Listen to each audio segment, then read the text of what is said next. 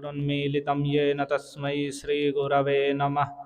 श्रीचैतन्यमनोभीष्टं स्थापितं येन भूतले स्वयं रूपः कदा मह्यं ददाति स्वपदान्तिकम्।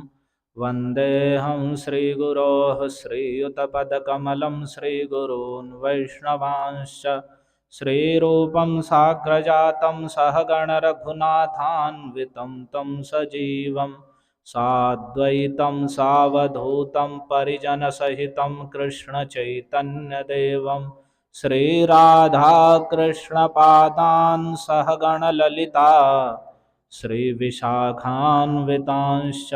सभी बोलेंगे, हे कृष्ण करुणा सिंधो दीनबंधो जगत्पते गोपेश गोपिका कांत राधाकांत नमोस्तुते। तप्त कांचन गौरांगी राधे वृंदावनेश्वरी वृषभानुसुते देवी प्रणमामि हरिप्रिये। नमो महावदान्याय कृष्ण प्रेम प्रदायते कृष्णाय कृष्ण चैतन्य नाम्ने गौरत्विषे नमः। जय श्री कृष्ण चैतन्य प्रभु नित्यानंद श्री अद्वैत गदाधर श्रीवासादि गौर भक्त वृंद। हरे कृष्णा कृष्णा कृष्णा हरे हरे, हरे राम राम राम हरे हरे। ओम नमो भगवते वासुदेवाय।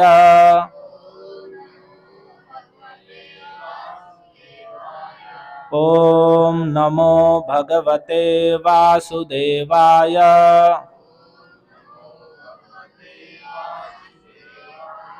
ओम नमो भगवते वासुदेवाय।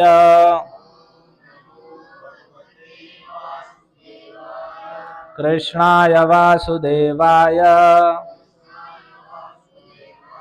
देवकी नंदनाय च नंदगोपकुमाराय गोविंदाय नमो नमः। हरे कृष्णा। तो हमने अभी तक भगवान की सेवा में होने वाले या मंदिर में होने वाले लगभग 64 अपराधों को सुना। तो हम अभी बड़े संक्षेप में उन्हें दोबारा सुनेंगे और फिर जो 10 नाम अपराध के लिए कहा था उन्हें कल या फिर बाद में सुनाएंगे, परसों। कल महत्वपूर्ण तिथि है, फिर उसके महात्म्य के विषय में सुनेंगे। प्रबोधिनी देव उत्थान एकादशी है, उसका कितना महत्व है उसके विषय में श्रवण करेंगे। तो पहले हमने अभी तक अपराध सुने उनके संक्षेप में सुनते हैं, जिससे सभी को थोड़े स्मरण रहें। पहले हमें भगवान को प्रणाम की विधि जाननी चाहिए कि भगवान को बाईं ओर करके प्रणाम करना चाहिए। जो भी विष्णु विग्रह हैं, कृष्ण है, राम है, नारायण है, नरसिंह है, सबको भगवान को बाईं ओर प्रणाम करके और साष्टांग लेटकर, साष्टांग का अर्थ है 8 अंगों से, पैरों से, घुटनों से, उदर से, छाती से, सिर से, मन से, वाणी से, नेत्रों से, यानी संपूर्ण अष्टंगों को लेटकर और भगवान को वाणी से भी, ऐसा नहीं कि हम केवल प्रणाम कर रहे हैं और मन में प्रणाम की भावना नहीं है, तो मन से भी प्रणाम कर रहे हैं और वाणी से बोलना भी चाहिए। यही है कृष्ण करुणा सिंधो दीनबंधो जगतपते गोपेश गोपिका कांत राधा कांत नमोस्तुते। यदि हमें श्लोक भी याद नहीं आ रहे हैं तो सामान्य से ओम नमो भगवते वासुदेवाय और हरे कृष्ण कृष्ण कृष्ण हरे हरे, हरे राम राम राम। और उसमें जो स्त्रियां हैं उन्हें घुटने टेक कर ही प्रणाम करना चाहिए, ऐसे ही भगवान को बाईं ओर करके। फिर अब जो अपराध हैं, सब प्रकार से भगवान की सेवा में होने वाले जो अपराध हैं उन्हें हम संक्षेप में सुनते हैं या मंदिर में आने पर, और बड़ी सावधानी से रहना चाहिए। जिनमें जैसे मंदिर में जूते चप्पल आदि पैर के मंदिर में जाना अपराध है। भगवान के जन्म आदि के महोत्सव के समय कुछ उत्सव न मनाना अपराध है। भगवान के सामने जाकर प्रणाम न करना, एक हाथ से प्रणाम करना, ये सब अपराध है। भगवान के सामने खड़े खड़े घूमना, जो खड़े खड़े परिक्रमा करते हैं ना, गोल गोल घूमते हैं, तो भगवान की ओर उससे पीठ हो जाती है, तो वैसा करना भी अपराध स्वरूप है। पैर फैला के बैठना, उखड़ू बैठना, हाथ द्वारा घुटनों को बांधकर, भगवान के सामने मंदिर में ही सोना, भोजन करना, झूठ बोलना, जोर जोर से बातें करना, कथा इत्यादि में भगवान के गुण महिमा की चर्चा हो रही है या कीर्तन हो रहा है, उसमें ऐसे ही बातें करना, दूसरी दूसरी हरि कथा को छोड़कर दूसरी दूसरी बातें करना, मंदिर में रोना, कलह करना, किसी दूसरे के ऊपर शासन करना, डांटना, फटकारना, किसी को कठोर वचन बोलना, निंदा करना, दूसरों की भगवान के सामने दूसरों की प्रशंसा करना, अश्लील बातें करना, मंदिर में आकर कथा इत्यादि में आकर लंपटता आदि अश्लील बातें करना या ऐसी चेष्टाएं करना, अधोवायु का त्याग करना, गुरु के अतिरिक्त भगवान के सामने जो गुरु हैं, बड़े वैष्णव आचार्य, उनको छोड़कर किसी को भी प्रणाम नहीं करना चाहिए। तो भगवान के सामने केवल भगवान को ही प्रणाम करना है, भगवान की ही स्तुति करनी है।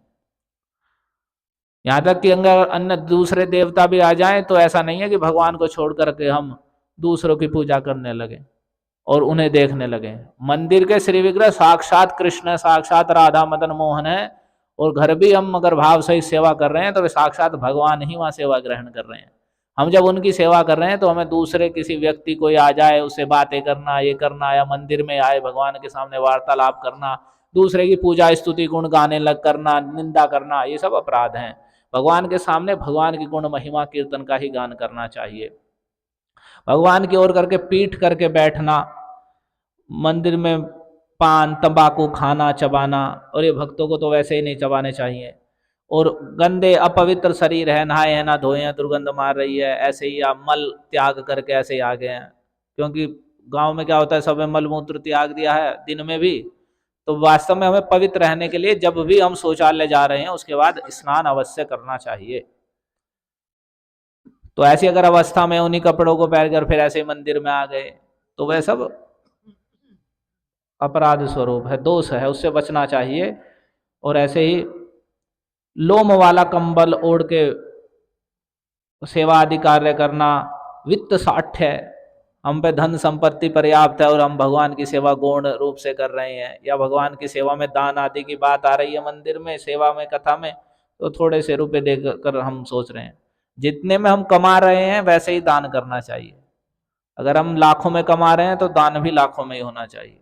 अगर हम हजारों में कमा रहे हैं तो दान भी हजारों में ही होना चाहिए। सैकड़े में कमा रहे हैं तो सैकड़े में दान होना चाहिए। करोड़ों में कमा रहे हैं, दान करोड़ों में ही होना चाहिए। वैसे ही भगवान की सेवा में लगना चाहिए। और फिर भगवान को निवेदन न कि बिना भोग लगाए कुछ भी वस्तु को ग्रहण करना, भगवान को प्रत्येक वस्तु को भगवान को निवेदन करना चाहिए। कोई भी ऋतु या समय के अनुसार कोई भी फल आए तो वो पहले भगवान को भोग लगाना चाहिए।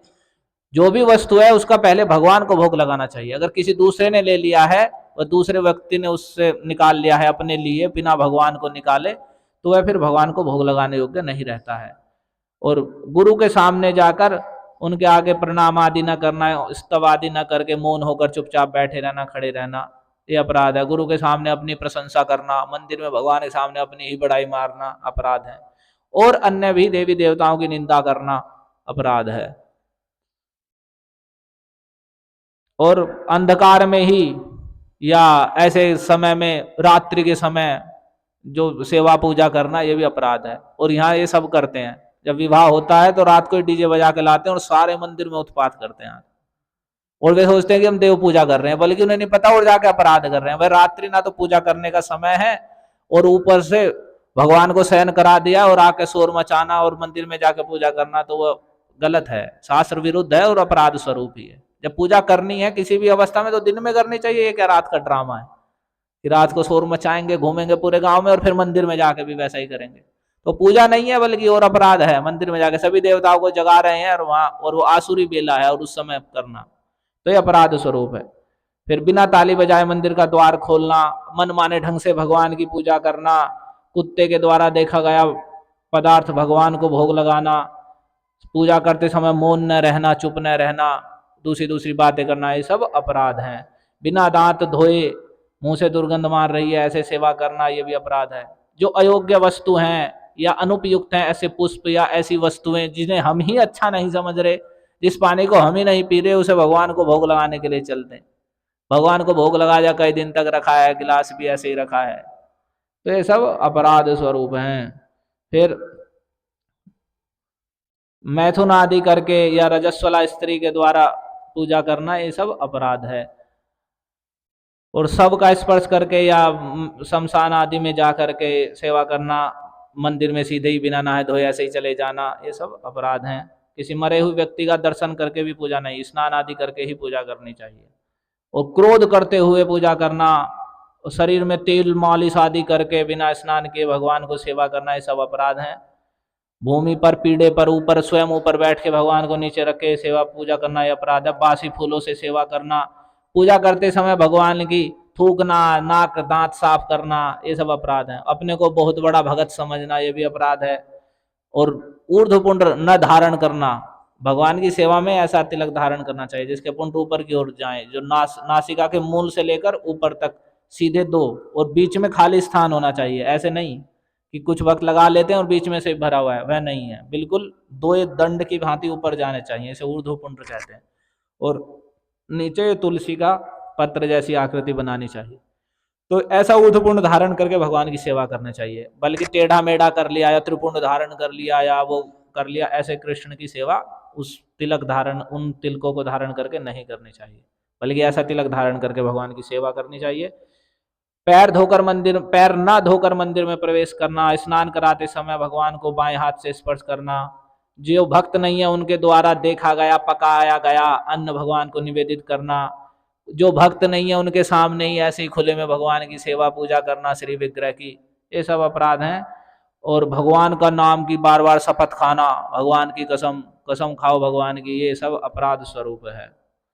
और भगवान की भक्ति गीता भागवत जैसे शास्त्रों का अनादर करके, और दूसरे जिनमें भक्ति की बात नहीं है, दूसरी चीजों की बातें लिखी हुई हैं, या मनगढ़ंत आजकल के नए नए बाबा लोग निकल कर नई नई कथा अपनी पुस्तकें छाप रहे हैं, लेकिन नहीं अजी ये तो नए नए मत प्रकाश कर रहे हैं, तो उन्हें नहीं पढ़ना चाहिए। उससे द्वारा भगवान के प्रति श्रद्धा का अभाव और केवल कुमति उत्पन्न होती है। जो भगवान ने उपदेश दिया है भगवत गीता में, भागवत में, चैतन्य चरितामृत जैसे ग्रंथों में, उनका श्रवण करना चाहिए।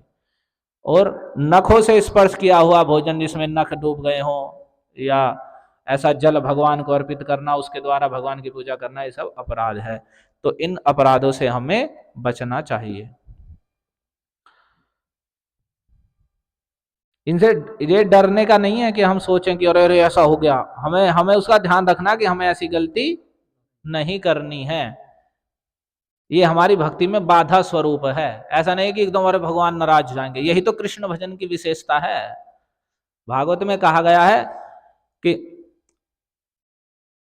जो अन्य देवता हैं ब्रह्मा शंकर आदि, वे तत्काल ही तुष्ट हो जाते हैं, थोड़ी सी पूजा पे कुछ भी वरदान दे देते हैं, और थोड़े से ही अपराध करने पर रुष्ट भी हो जाते हैं।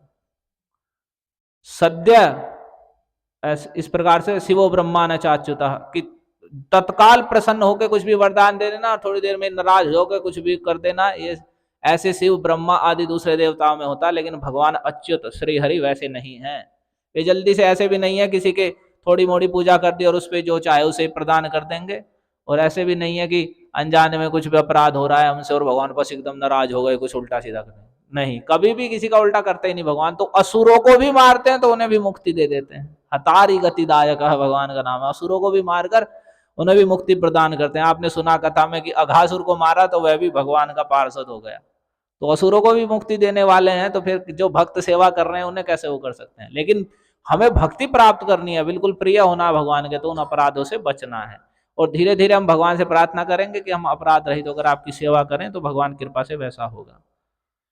और 10 अपराध हैं। अगर ये अपराध हमसे अनजाने में होते भी रहेंगे तो वे सब भगवान का नाम जपने वाले के दूर हो जाते हैं। भगवान ने कहा है कि जो मेरे नाम को श्रद्धा पूर्वक जप रहा है तस्यापराध कोटिस्तु क्षमाम्येव न संशयः।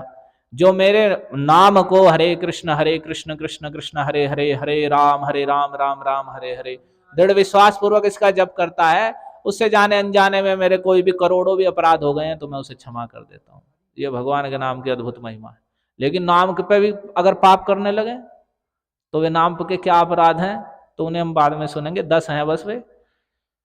आज हम सुनते हैं कि कल एक महत्वपूर्ण तिथि है जिसका नाम है, जैसे देव उठानी एकादशी कह देते हैं, उसका वैसे नाम है प्रबोधिनी एकादशी। प्रबोधिनी का मतलब है कि जैसे देवशयनी एकादशी आती है उस दिन भगवान क्षीर सागर में शयन करते हैं, और आज देव उठान इन 4 महीने जो ये बरसात के महीने हैं, इन 4 महीने के बाद कार्तिक के शुक्ल पक्ष की एकादशी को वो उत्थान करते हैं, इसलिए प्रबोधिनी एकादशी कहते हैं इसे। तो इस दिन भगवान बड़े दयालु रहते हैं, तो इसका अद्भुत महात्म्य है प्रबोधिनी का। तो इसे जो उपवास करता है इस एकादशी के दिन, उसके विषय में कह रहे हैं पहले तो ये मनाना चाहिए। यदि व्यक्ति एकादशी देवोत्थान की एकादशी को उपवास नहीं रखता है तो उसे कह रहे हैं अगर उसने जन्म से लेकर जो पुण्य किया है और भगवान के उस उत्थापन दिवस को नहीं मना रहा है तो वह सब व्यर्थ हो जाता है। वृथा भवति तत्सर्वम कृत्वा न कृत्वा बोधवाश्रम। यदि वह प्रबोधनी कल जो एकादशी है उसको उपवास नहीं रख रहा है, भगवान की सेवा पूजा भगवान का कीर्तन आदि नहीं कर रहा है, तो उसके अन्य पुण्य भगवान की उपेक्षा करने के कारण, भगवान की उपेक्षा हुई ना कि हम दूसरे छोटे मोटे क्षुद्र क्षुद्र पुण्य, यहाँ थोड़ी मोटी पूजा है, थोड़ा मोड़ा दान पुण्य कर दिया, उसमें तो इतनी श्रद्धा कर रहे हैं। और जो परमेश्वर है, सब संपूर्ण जगत के स्वामी, उनका दिवस है, उनके संबंध की तिथि है, उनकी उपेक्षा कर रहे हैं, तो वे सब पुण्य भी व्यर्थ हो जाते हैं जन्म से लेकर जो किए गए, यदि भगवान की प्रबोधिनी एकादशी का उपवास नहीं रखता है। तो आगे कह रहे हैं प्रबोधन्यास महत्वम पापघ्नम पुण्यमर्दनम मुदितम कृत बुद्धिनाम शृणु त्वम मुनि सत्तमः तावद गर्जति विप्रेंद गंगा भागीरथी क्षितौ यावन्नायाति पापग्नि कार्तिके हरिबोधिनी तावद गर्जति तीर्थानि आ समुद्र सरांसि च यावत प्रबोधिनी विष्णोस तिथिर नायाति कार्तिके। कह रहे हैं कि गंगा आदि जो तीर्थ है, गंगा जी सबसे बड़ा तीर्थ है, भगवान के चरणों की धोवन है, लेकिन उसकी भी महिमा तब तक ही बड़ी कही जाती है तब तक जब तक ये कार्तिक की संपूर्ण पाप नाश करने वाली हरिबोधिनी एकादशी नहीं आती, यानी इसका महत्व गंगा जी से बढ़कर है। और कह रहे हैं अन्य जितने भी तीर्थ, समुद्र और सरोवर जो भी कुछ हैं, वे तभी तक उनकी महिमा गान की जाती है, तभी तक उनका बड़ापन रहता है जब तक कार्तिक की यह प्रबोधिनी विष्णु को जागरण करने वाली तिथि नहीं आती। अर्थात यह प्रबोधिनी एकादशी अन्य सभी बड़े तीर्थों से भी अत्यंत श्रेष्ठ है। और अगर वाजपेय अश्वमेध सैकड़ों यज्ञ किया जाए, हजारों वाजपेय यज्ञ किए जाएं, तो उनका जो फल होगा वो एक एक ही प्रबोधिनी के उपवास से व्यक्ति लाभ कर लेता है। और एक तो इतनी बड़ी बात कह रहे हैं कि दुर्लभम चैव दुष्प्रापम त्रैलोक्य सचराचरे तदपि प्रार्थितम विप्र ददाति हरिबोधिनी। इस त्रिलोकी में चर अचर में जो भी कितनी भी दुर्लभ वस्तु है या जिसे प्राप्त करना अत्यंत कठिन है, वह भी अगर कोई प्रबोधिनी हरिबोधिनी एकादशी को उपवास रख के कृष्ण भजन करता है, कृष्ण की पूजा करता है, कृष्ण नाम जप करता है, कृष्ण कथा का श्रवण करता है, पढ़ता है, अपना दिन कृष्ण भक्ति में व्यतीत करता है, तो उस वस्तु को भी जो इस त्रिलोकी में प्राप्त करनी अत्यंत दुर्लभ और दुष्प्राप्य है, उसे भी यह प्रदान कर देती है हरिबोधिनी एकादशी। उस वस्तु को भी तदपि प्रार्थितम विप्र ददाति हरिबोधिनी, उसे भी प्रार्थना करने पर उस वस्तु को भी यह हरिबोधिनी एकादशी प्रदान कर देती है। क्या फिर करें? ऐश्वर्यम संततिम पूजाम राज्यम सुख संपदा, राज्यम च सुख संपदा ददाति पोषिता विप्र हेलया हरिबोधिनी। यदि कोई हेला पूर्वक भी, यानी कोई बड़ा आदर नहीं करा, बड़ा ध्यान नहीं दिया, लेकिन वैसे ही उपवास रख लिया इसमें, ऐसे व्यक्ति को भी ऐश्वर्य, संतान, पूजा, राज्य, सुख संपत्ति सब कुछ प्राप्त हो जाती है हरिबोधिनी एकादशी से। तो इतना समझ में आ रहा है कि हम कहां कहां भागे फिर रहे हैं भगवान की शरण छोड़ के। और इसलिए कहा गया है शास्त्र में कि सिद्धयः परमाश्चर्या भुक्ति मुक्तिश्च शाश्वती नित्यम च परमानंदम भवेद गोविंद भक्तितः। जो परम आश्चर्यमयी सिद्धियां हैं, अणिमा लघिमा बड़े योगियों को प्राप्त होती हैं, और संसार के और स्वर्ग आदि के जितने भी भोग हैं और मुक्ति है जितने भी 5 प्रकार की, और जो भगवान के प्रेम का परम आनंद है वह सब कुछ नित्यम च परमानंदम भवेद गोविंद भक्तितः, वह भगवान गोविंद की भक्ति करने से ही सब कुछ प्राप्त हो जाता है, अलग कुछ करने की आवश्यकता नहीं है, क्योंकि यह सर्वेश्वरेश्वर है, संपूर्ण सब कुछ इनका ही है, वो तो सब इनके द्वारा ही वितरण किया गया है। तो भगवान की शरण में आने पर हर एक वस्तु प्राप्त है। भगवान ने भागवत में भी कहा है, जो मेरी शरण में आ गया तो न भूया सोच भूयो रहति सोची तुम, एक बार मेरी शरण में आ गए उसे किसी चीज के लिए शोक नहीं करना पड़ता। तो फिर आगे कह रहे हैं कि पृथ्वी पर जितने भी दान हैं, सारे दान करने पर, जो कुछ भी दान किया जा सकता है उसे दान करने पर जो फल प्राप्त होगा वो हरिबोधनी एकादशी के एक उपवास मात्र से वह सब प्राप्त होता। और कह रहे हैं वह ही सुकृति है, वही पवित्र है, उसने ही अपने कुल को पवित्र कर दिया है, जो कार्तिक में हे मुनि श्रेष्ठ प्रबोधिनी एकादशी के दिन उपवास रख के कृष्ण का भजन करता है, कृष्ण भक्ति को करता है, तो उसने अपने, वह स्वयं भी बड़ा पुण्यवान है और उसने अपने पूरे कुल को पवित्र कर दिया है। और कह रहे हैं यानी कानि च तीर्थानि त्रैलोक्ये संभवन्ति च तानि तस्य गृहे सम्यक यह करोति प्रबोधिनी, जो प्रबोधिनी एकादशी करता है, जिस घर में सभी प्रबोधिनी के दिन उपवास रख के कृष्ण के नाम का कीर्तन करते हैं, तो जितने भी स्त्रीलोकी में तीर्थ हैं वे सब के सब उसके घर में उपस्थित हो जाते हैं। तानि तस्य गृहे सम्यक यह करोति प्रबोधिनी, जो प्रबोधिनी तिथि को करता है। तो इसलिए कल सभी को उपवास रखना है, बच्चों को भी रखवाना है, और भगवान का सुबह भी उठ के कीर्तन करना है, हो सके तो मंगला आरती में आइए, और सब भक्त तैयारी रखें, कल को नगर कीर्तन भी निकालना है, ठीक है, सुबह 6 बजे ही या 6 बजे से जब भी आपको समय रखना है तो नगर संकीर्तन निकलना है। तो इतना महत्व है। कह रहे सर्वकृत्यम परित्यज्य तुष्ट्यर्थम चक्रपाणिना उपस्य एकादशी सम्यक कार्तिक हरिबोधनी, और जितने भगवान की तुष्टि के जितने भी बहुत सारे उपाय हैं उन सबको छोड़ करके प्रयास करके जो हरिबोधनी एकादशी है यत्न पूर्वक इसके दिन उपवास रखना चाहिए, यानी ये सर्वाधिक भगवान को बड़ी शीघ्रता से प्रसन्न करने वाली है।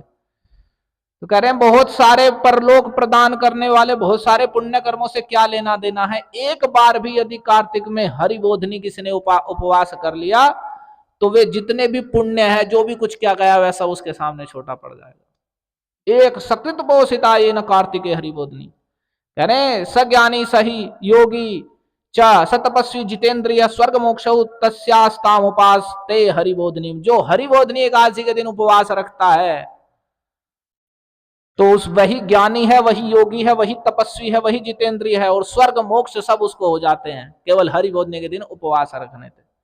तो हमें उपवास रखना है, बहुत महात्म्य है। और इसके दिन जो भी हरिबोधनी एकादशी में जो भी स्नान दान तप होम भगवान जनार्दन को लक्ष्य करके किया जाता है, कृष्ण को प्रसन्न करने के लिए जो भी लक्ष्य करके किया जाता है वह सब कुछ अक्षय हो जाता है।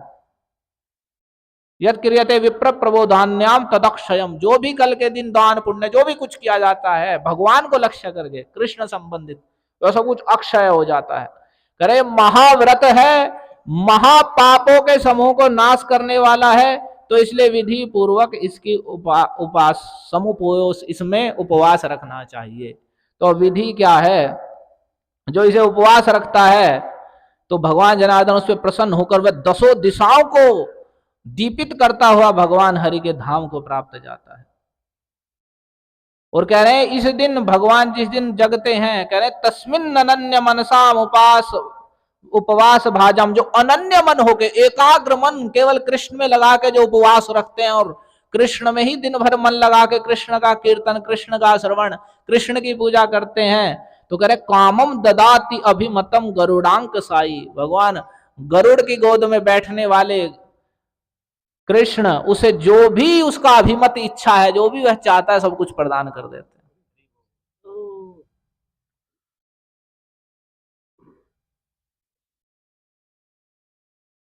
तो जो भी उपवास रखने में समर्थ है उसे पूर्ण रूप से इस प्रबोधिनी एकादशी का उपवास रखना चाहिए। और वो भी इसमें महात्मा आया है कि यदि वह मंगलवार से युक्त हो तो वह बड़ी महत्वपूर्ण है, और कल को मंगलवार भी है, यदि मंगलवार से तो मंगलवार से युक्त कल वह प्रबोधिनी एकादशी है तो उसको विशेष रूप से उसका बड़ा महत्व है, तो उसको हमें सभी को रखना है। और इसमें मथुरा में रखने का और भी अधिक महत्व बताया गया है। तो कह रहे हैं जितने भी उसने पाप क्यों ना हो, जन्म से लेकर अब तक के यौवन तक, बूढ़े होने तक, जितने भी 7 जन्मों के छोटे बड़े सूखे गीले जैसे भी पाप क्यों ना हो, कह रहे हैं ये गोविंद तिथि, जिस इस दिन भगवान गोविंद को यदि कोई उपवास करके उन्हें पूजित करता है तो सबको धो देते हैं, ये प्रबोधिनी तिथि। तो इसलिए, और इसमें कह रहे हैं जो इस दिन भगवान हरि का कीर्तन करता है, उनकी कथा कहता है, श्रवण करता है, तो जो सारी पृथ्वी को दान देने का जो फल है वो उसे लाभ कर लेता है।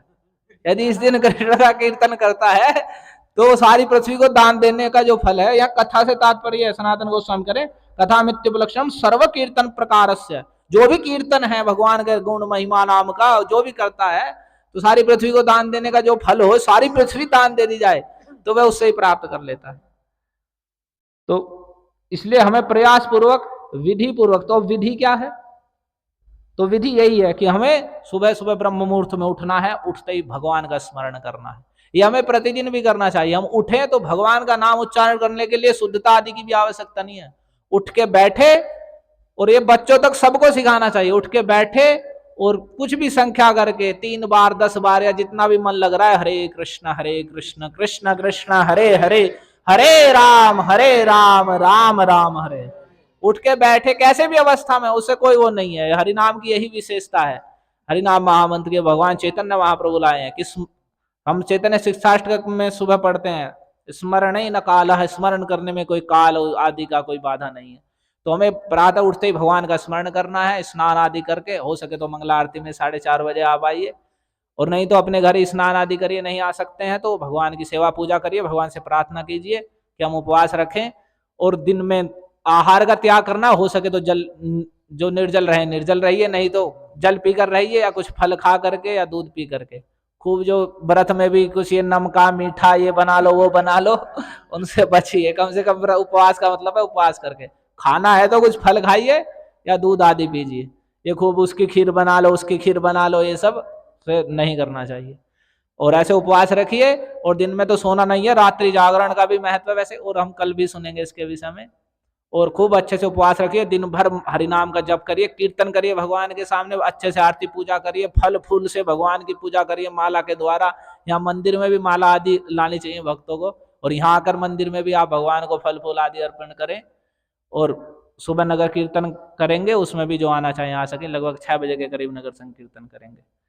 तो सभी को घर में सभी को प्रेरित करना है, कृष्णा कृष्णा हरे हरे, हरे राम राम राम। यहाँ तक भी कहा है कि इसमें आगे वर्णन है कि एक अप्सरा ने ब्रह्मा जी से प्रार्थना करी कि मैं कृष्ण की प्रिया होनी चाहती हूँ, रास में सर्वाधिक प्रिय, एक अप्सरा चंद्रकांति नाम की। तो उन्होंने ये उपदेश दिया, उसने प्रबोधिनी एकादशी के दिन उपवास रखा, रात्रि भर जागरण किया, कृष्ण कीर्तन किया। एक प्रबोधिनी के प्रभाव से वह रास में भगवान की प्रिय गोपी के रूप उसने प्राप्त कर लिया। तो ये बड़ा महत्व है प्रबोधिनी। और भगवान अतिशय, एक तो कार्तिक में वैसे ही दयालु है भगवान दामोदर, और ये प्रबोधिनी के दिन और अत्यधिक दयालु है। कह रहे हैं जो भी अभिमत है सब कुछ प्रदान कर देते हैं। तो एक भक्तों को तो यही अभिमत रहना चाहिए कि हमारी मति एकांतिक होके उसमें लगे। और भी इसमें कहा है, कमला देवी लक्ष्मी जी से कह रहे हैं कि जब तक ये लोक हैं और जब तक तुम रहोगी, यदि कोई प्रबोधिनी को व्रत उपवास रखता है तब तक वह मेरा ही भक्त रहेगा, अन्य कहीं और मति नहीं लगेगी उसकी, यानी एकांत की भक्ति लाभ करेगा वो। तो ये और भी बहुत सारी बातें। हरे कृष्णा। ग्रंथराज श्रीमद् भागवतम की जय, दामोदर मास की जय, जगत गुरु श्रील प्रभुपाद की, श्रीमद् राधा गोविंद गोस्वामी महाराज की, समागत भक्त वृंद की जय। गौर हरि प्रेमानंदे हरि हरि बोल। हरे कृष्ण। धन्यवाद।